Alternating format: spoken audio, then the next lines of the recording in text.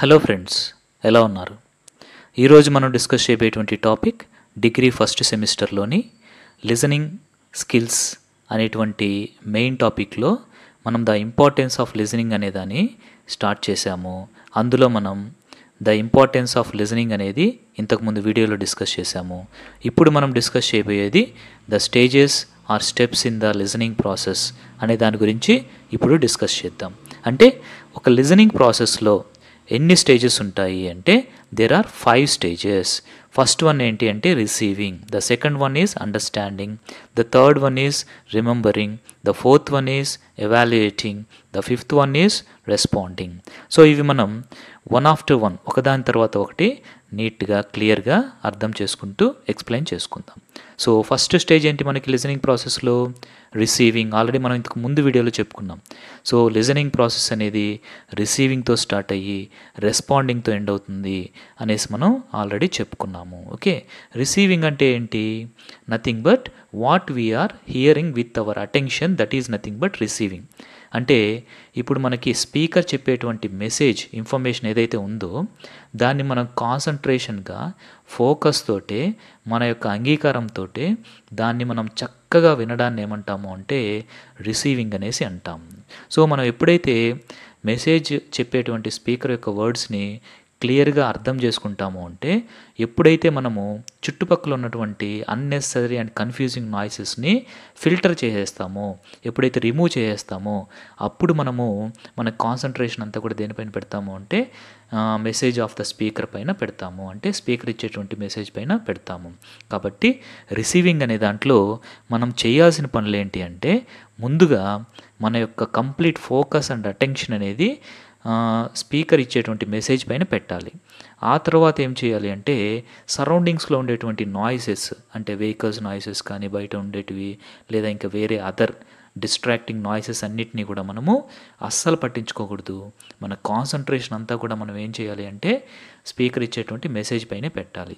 ఇలాగ మనము చేయడాన్ని ఏమంటాము అంటే రిసీవింగ్ అనేసి అంటాము. అంటే స్పీకర్ ఇచ్చేటువంటి మెసేజ్ని మనం రిసీవ్ చేసుకుంటున్నాము, దాన్నే మనము రిసీవింగ్ అనేసి అంటాం. This is the first stage లేదా first step in the listening process. What is the next stage? That is understanding. Understanding అంటే ఏంటి? అర్థం చేసుకోవడం. మనం రిసీవ్ చేసుకున్నటువంటి ఇన్ఫర్మేషన్ని అర్థం చేసుకోవాలి. అది ఎలా అర్థం చేసుకోవాలి అంటే ఒక ప్రాపర్ ఆర్డర్లో మనం దాన్ని అర్థం చేసుకోవాలి అనేది మనం గుర్తుంచుకోవాలి. ఇంకా మనం ఎప్పుడైతే మన కాన్సన్ట్రేషన్ అంతా కూడా స్పీకర్ ఇచ్చేటువంటి మెసేజ్ పైన మాత్రమే పెడతామో అప్పుడు మనకి దాని యొక్క మీనింగ్ అనేది చాలా క్లియర్గా అర్థమవుతుంది. మనం గనక మన యొక్క కాన్సన్ట్రేషన్ మెసేజ్ పైన పెట్టలేదు అంటే దాని యొక్క మీనింగ్ అనేది మనకి అర్థం కాదు. ఇంకా ఈ అండర్స్టాండింగ్ అనేది దేని యొక్క ఇన్ఫ్లుయెన్స్ అంటే మనము నాలెడ్జ్ లెవెల్, అంటే స్పీకర్ మనకి ఇచ్చేటువంటి ఇన్ఫర్మేషన్ను ఆల్రెడీ మనకు తెలిసిందనుకోండి మనం దాన్ని క్లియర్గా అర్థం చేసుకోవచ్చు. ఇంకా దాంతో మనకి ఏమన్నా అలాంటి ఎక్స్పీరియన్స్ ఏమైనా ఉందనుకో అప్పుడు కూడా మనం దాన్ని క్లియర్గా అర్థం చేసుకోవచ్చు. ఇంకా మనం దాని గురించి ఊహించగలిగామనుకో అప్పుడు కూడా మనం దాని గురించి క్లియర్గా అర్థం చేసుకోగలము. సో ఇవి వచ్చేసి అండర్స్టాండింగ్ ఇన్ఫ్లుయెన్స్ చేస్తాయి. అంటే అర్థం చేసుకోవడాన్ని ఇన్ఫ్లుయెన్స్ చేసేటువంటి కొన్ని విషయాలు ఏంటి అంటే listeners knowledge level, listeners experience and listeners perception. ఇవి వచ్చేసి అండర్స్టాండింగ్ని ఇన్ఫ్లుయెన్స్ చేస్తాయి అనేది కూడా మనం గుర్తుపెట్టుకోవాలి. సింపుల్గా ఏంటంటే మనం రిసీవ్ చేసుకున్నటువంటి ఇన్ఫర్మేషన్ని అర్థం చేసుకోవడమే ఈ సెకండ్ స్టేజ్, అదే అండర్స్టాండింగ్ అనేసి మనం చెప్పుకోవచ్చు. నెక్స్ట్ థర్డ్ స్టెప్ లేదా థర్డ్ స్టేజ్ ఏంటిది? రిమెంబరింగ్. సో మనం ఏం చేసాము? ఇన్ఫర్మేషన్ని రిసీవ్ చేసుకున్నాము, తర్వాత అర్థం చేసుకున్నాము. అర్థం చేసుకున్న దాన్ని ఏం చేస్తాము? ఒక మంచి ఆర్డర్గా మీనింగ్ఫుల్గా మన యొక్క మైండ్లో ఉంచుకుంటాము. దాన్నే రిమెంబరింగ్ అంటాము. రిమెంబరింగ్ అంటే గుర్తుపెట్టుకోవడం. సో గుర్తుపెట్టుకోవడం అంటే మన మైండ్లో దాన్ని స్టోర్ చేసుకోవడం, దాన్నే మనము రిమెంబరింగ్ అనేసి అంటాం. సో ఈ స్టేజ్లో మనం ఏం చేస్తాము? ఏదైతే మనం క్లియర్గా అర్థం చేసుకున్నామో దాన్ని ఒక పర్టికులర్ ఆర్డర్లో ఒక మంచి మీనింగ్ఫుల్గా మన యొక్క బ్రెయిన్లో మనం దాన్ని సేవ్ చేసుకుంటాము, మన యొక్క మెమరీలో దాన్ని సేవ్ చేసుకుంటాము. దాన్నే రిమెంబరింగ్ అనేసి అంటాం. నెక్స్ట్ ఏంటంటే evaluating. So what is the fourth step? Evaluating అంటే ఏంటంటే మనము రిసీవ్ చేసుకొని, అర్థం చేసుకొని, ఇంకా మనం స్టోర్ చేసుకున్నటువంటి మన మైండ్‌లో స్టోర్ చేసుకున్నటువంటి ఇన్ఫర్మేషన్‌ని కరెక్టా కాదా అనేసి మనం జడ్జ్ చేసుకోవడాన్ని ఏమంటాము అంటే ఎవాల్యుయేటింగ్ అనేసి అంటాం. అంటే అది మనకి యూజ్‌ఫుల్లా కాదా? మనం స్టోర్ చేసుకున్నటువంటి ఇన్ఫర్మేషన్ అనేది మైండ్‌లో మనకి యూజ్‌ఫుల్లా కాదా? లేకపోతే అదేమన్నా యూజ్‌లెస్సా? అనేసి మనము ఒక జడ్జ్‌మెంట్‌కి రావడాన్ని, ఫైనల్‌గా మనం ఒక జడ్జ్‌మెంట్‌కి రావడాన్ని ఎవాల్యుయేటింగ్ అనేసి అంటాము. కొన్నిసార్లు మనం స్టోర్ చేసుకున్నటువంటి ఇన్ఫర్మేషన్ అనేది కొన్ని సమయాల్లో ఇంపార్టెంట్ అవుతుంది. అంటే వాల్యుబుల్ అవుతుంది. కొన్నిసార్లు ఆ స్టోర్ చేసుకున్న ఇన్ఫర్మేషన్ అనేది యూజ్‌లెస్ అవుతుంది. ఇది మన యొక్క ఎక్స్‌పీరియన్స్‌ని బట్టి, మనం ఫేస్ చేసేటువంటి సిట్యుయేషన్‌ని బట్టి ఉంటుంది. అంటే లిజనర్ ఫేస్ చేసేటువంటి సిట్యుయేషన్‌ని బట్టి ఉంటుంది. ఫర్ ఎగ్జాంపుల్ ఇంగ్లీష్‌ని నేర్చుకుంటున్నారు. మనం నేర్చుకునిందంతా కూడా మన మైండ్‌లో పెట్టుకుంటున్నారు. అది ఎప్పుడు యూజ్ అవుతుంది? ఇంగ్లీష్ క్లాస్‌లో యూజ్ అవుతుంది. లేదా బయట వేరే కంట్రీస్‌కి పోయినప్పుడు యూజ్ అవుతుంది. ఇంకా అలాగా చాలా విషయాల్లో యూజ్ అవుతుంది. మరి అదే తెలుగు క్లాస్‌లో అయితే యూజ్ అవుతుందా మనకి ఇంగ్లీష్ అనేది? యూజ్ అనేది మ్యాక్సిమం కాదు. అంటే ఏంటి? ఇంతకు ముందు వరకి మనకి ఏదైతే యూజ్ అయిందో అది ఇంగ్లీష్ క్లాస్ అని చెప్పినప్పుడు మనకు బాగా యూజ్ అయింది. అదే తెలుగు క్లాస్ అయినప్పుడు అది మనకి యూజ్ కాలేదు. అంటే కొన్ని సిట్యుయేషన్స్‌లో మనం స్టోర్ చేసుకున్నటువంటి ఇన్ఫర్మేషన్ అనేది మనకి యూజ్ అవుతుంది, వాల్యుబుల్‌గా ఉంటుంది.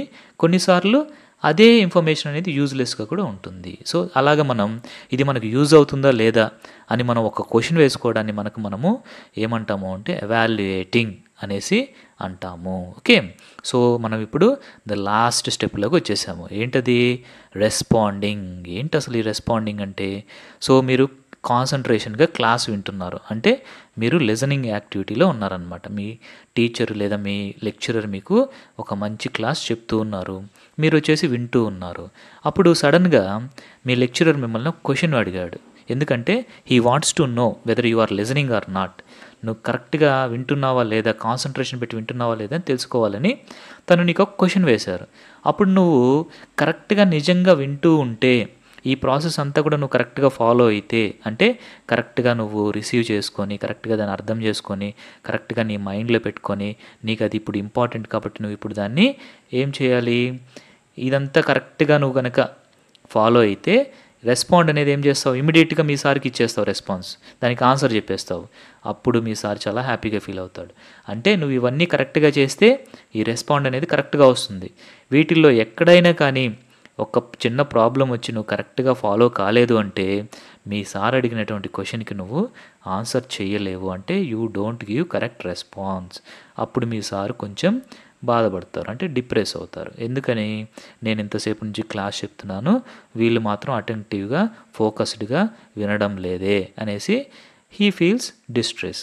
కాబట్టి కమ్యూనికేషన్ ఒక్కోసారి అక్కడితో ఆగిపోవడం కూడా జరుగుతుంది. కాబట్టి రెస్పాండింగ్ అనేది ఇంకా ఈ రిమైనింగ్ స్టెప్స్ అనేటివి కూడా మనకి చాలా ఇంపార్టెంట్. ఓకే. రెస్పాండింగ్ అంటే ఏంటంటే ఇది ఒక ఫీడ్‌బ్యాక్ లాంటిది. అంటే మనం ఏమైతే రిసీవ్ చేసుకున్నామో, ఏమైతే అండర్‌స్టాండ్ చేసుకున్నామో, ఏమైతే గుర్తుపెట్టుకున్నామో, ఏమైతే ఎవాల్యుయేట్ చేసుకున్నామో దీనంతటికీ కూడా ఒక ఫీడ్‌బ్యాక్ లాంటిది ఏంటి అంటే responding. Okay. It indicates words, gestures, deeds, involvement, participation of listener in the conversation.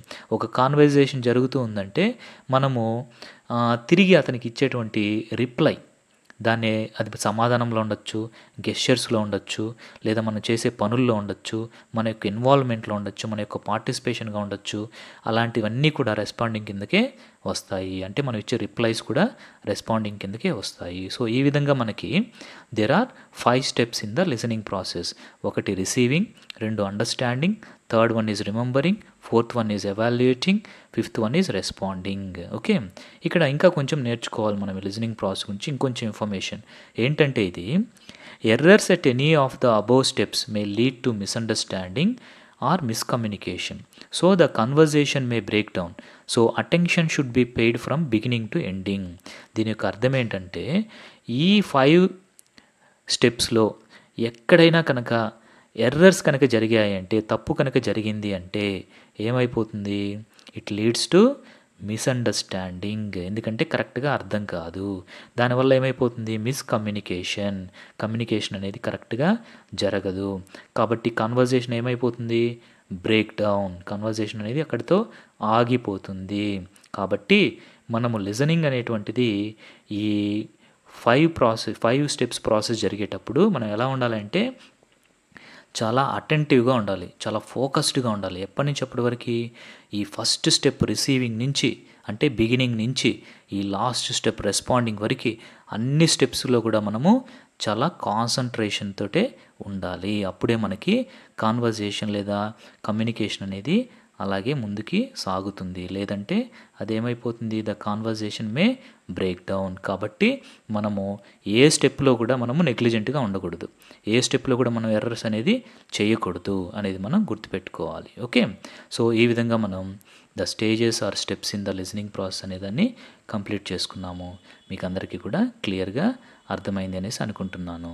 మన నెక్స్ట్ వీడియోలో మనం ఏం నేర్చుకుందాము అంటే హియరింగ్ వర్సెస్ లిజనింగ్ అనే దాని గురించి నేర్చుకుందాము. Okay, thank you.